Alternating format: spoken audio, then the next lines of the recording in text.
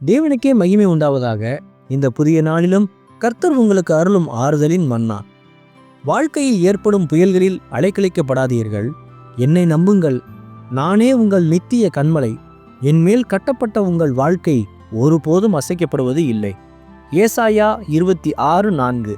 கர்த்தரை என்றென்றைக்கும் நம்புங்கள், கர்த்தராகிய யெகோவா நித்திய கன்மலையாய் இருக்கிறார். கிறிஸ்துவுக்கு பிரியமானவர்களே, கன்மலை என்பது ஸ்திரத்தன்மையின் அடையாளமாகும். மணலின் மேல் கட்டப்பட்ட வீடு இடிந்து விழும், ஆனால் கன்மலையின் மேல் கட்டப்பட்ட வீடு நிலை நிற்கும். உங்கள் நம்பிக்கையை மாறாத கன்மலையாகிய கர்த்தர் மேல் கட்டுங்கள். உங்கள் வேலை, குடும்பம், எதிர்காலம் அனைத்தையும் அவர் மேல் வையுங்கள். உலகமே மாறினாலும் உங்கள் அஸ்திபாரம் அசைக்கப்படாது. அவர் ஒருபோதும் உங்களை கைவிட மாட்டார்.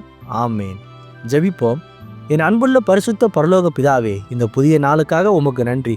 உம்மை நாங்கள் என்றென்றைக்கும் நம்புகிறோம். எங்கள் வாழ்க்கையின் அஸ்திபாரமாக நீர் இருக்கிறீர். உலகத்தின் புயல்களும் மாற்றங்களும் எங்களை அசைக்காதபடி எங்கள் நம்பிக்கையை உம்மில் உறுதிப்படுத்தும். கர்த்தாவே, கடன், மனபாரம், சரீர வியாதி பலவீனத்தில் சிக்கி தவிப்பவர்களை நீர் தொட்டு விடுதலையாக்கும். இந்த நாள் முழுவதும் உமது பலத்தால் என்னை நிரப்பி உம்முடைய ஆவியால் என்னை வழி நடத்தும்.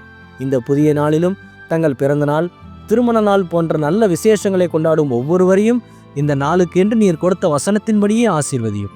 இயேசுவே, இந்த நாளில் உம்முடைய வருகை இருக்குமானால் நான் அதில் உம்மோடு எடுத்துக்கொள்ளப்படும்படி என்னை தகுதிப்படுத்தும், தயார்படுத்தும். இயேசுவின் நாமத்தில் ஜெபிக்கிறேன், நீங்கள் நல்ல பிதாவே.